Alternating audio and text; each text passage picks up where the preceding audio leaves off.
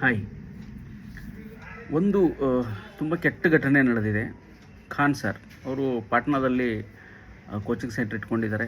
ಆ ಕೋಚಿಂಗ್ ಸೆಂಟ್ರಿಂದ ತುಂಬ ಜನ ಇವತ್ತಿನವರೆಗೂ ಓದ್ಕೊಂಡು ಬಂದು ಆಚೆ ಒಳ್ಳೊಳ್ಳೆ ಕೆಲಸದಲ್ಲಿದ್ದಾರೆ. IAS ಆಫೀಸರ್ ಆಗಿದ್ದಾರೆ, IPS ಆಫೀಸರ್ ಆಗಿದ್ದಾರೆ, ಪೊಲೀಸ್ ಡಿಪಾರ್ಟ್ಮೆಂಟಲ್ಲಿದ್ದಾರೆ. ತುಂಬ ಒಳ್ಳೊಳ್ಳೆ ಕೆಲಸಗಳನ್ನು ಖಾನ್ ಸರ್ ಕಡೆಯಿಂದ ಆಗ್ತಾಯಿದೆ.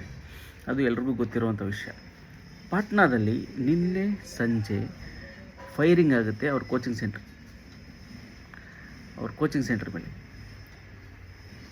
ಒಂದಿಷ್ಟು ಜನ ಕಿಡಿಗೇಡಿಗಳು ಅಂತಲೇ ಸದ್ಯಕ್ಕೆ ಅಂದ್ಕೊಳ್ಳೋಣ. ಅವರು ಅವ್ರ ಕೋಚಿಂಗ್ ಸೆಂಟ್ರಿಗೆ ಹೋಗಿ ದಾಂಧಲೆ ಮಾಡ್ತಾರೆ, ಗಲಾಟೆ ಮಾಡ್ತಾರೆ, ಖಾನ್ ಸರ್ ಗಾರ್ಡ್ನ ಹೊಡಿತಾರೆ.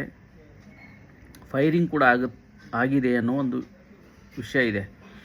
ಸೊ ಇದನ್ನು ಗೊತ್ತಾಗಿ ರಾತ್ರಿ 11:30 ಖಾನ್ ಸರ್ ಅಲ್ಲಿಗೆ ಬರ್ತಾರೆ. ಈ ಸದ್ಯದ ಪರಿಸ್ಥಿತಿ ಏನಂದರೆ, ಅಲ್ಲಿ ತುಂಬ ಜನ ಮಕ್ಕಳು ಅಂದರೆ ಓದ್ತಾ ಇರೋರೆಲ್ಲರೂ ಸೇರಿಕೊಂಡು ಪ್ರತಿಭಟನೆ ಮಾಡ್ತಾಯಿದ್ದಾರೆ. ಪೊಲೀಸ್ ಬಂದಿದ್ದಾರೆ, ಅದರದ್ದೊಂದು ಕಾರ್ಯಾಚರಣೆ ನಡೀತಾ ಇದೆ.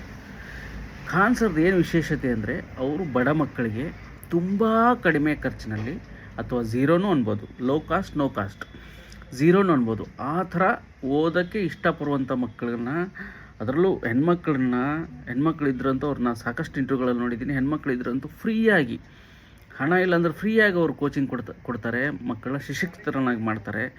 ಸೊ ಈ ಥರದ್ದೊಂದು ತುಂಬ ಅದ್ಭುತವಾಗಿರೋ ಕೆಲಸ ದೇಶದಲ್ಲಿ ಒಬ್ಬ ವ್ಯಕ್ತಿ ಮಾಡ್ತಾಯಿದ್ದಾನೆ ಅಂದರೆ, ಅದನ್ನು ನಿಲ್ಲಿಸೋಕ್ಕೆ ಸಾಕಷ್ಟು ದುಷ್ಟಶಕ್ತಿಗಳು ಪ್ರಯತ್ನ ಪಡ್ತಾನೇ ಇದ್ದರು. ಈ ಹಳೇ ಕಾಲಗಳಲ್ಲಿ ಅಂದರೆ ತುಂಬ ದಿನಗಳ ಹಿಂದೆ ಕೂಡ ಅವರ ಕೋಚಿಂಗ್ ಸೆಂಟರ್ ಮೇಲೆ ಬಾಂಬನ್ನು ಎಸೆಯಲಾಗಿತ್ತು. ಸೊ ಯಾವಾಗ ಒಬ್ಬ ವ್ಯಕ್ತಿ ಒಳ್ಳೆ ಕೆಲಸಗಳನ್ನ ಮಾಡ್ತಾ ಮುಂದಕ್ಕೆ ಹೋಗ್ತಾನೋ, ಫೇಮಸ್ ಆಗ್ತಾ ಹೋಗ್ತಾನೋ, ವೈರಿಗಳು ಕೂಡ ಅಷ್ಟೇ ಜಾಸ್ತಿ ಆಗ್ತಾರೆ. ದಿಸ್ ಇಸ್ ದ ಫ್ಯಾಕ್ಟ್, ಎಲ್ರಿಗೂ ಗೊತ್ತಿರೋ ವಿಷಯ. ಇದು ಹಾಗೇ ಆಗುತ್ತೆ. ಸೊ ಈ ಖಾನ್ ಸರ್ ವಿಷಯ ಇದೆಲ್ಲ ಈ ಅವರ ಒಂದು ಸೆಂಟ್ರಿಗೆ ಒಳ್ಳೆಯದಾಗಬೇಕು. ಅದು ಯಾರು ಮಾಡಿದ್ದಾರೆ ಅವ್ರಿಗೆ ಶಿಕ್ಷೆ ಆಗಬೇಕು. ಮತ್ತು ಅವರು ರೆಗ್ಯುಲರಾಗಿ ಏನು ಅವ್ರು ಪಾಠ ಮಾಡಿಕೊಂಡು ಮಕ್ಕಳನ್ನ ಟೀಚ್ ಮಾಡಿಕೊಂಡು ಆ ಸೆಂಟ್ರಿಂದ ಒಳ್ಳೊಳ್ಳೆ ಇಡೀ ದೇಶದ ತುಂಬ ಓದಿರೋ ಮಕ್ಕಳಿಗೆ ಕೆಲಸ ಸಿಗಲಿ ಅಂತ ಆಶಿಸೋಣ. ಓಕೆ.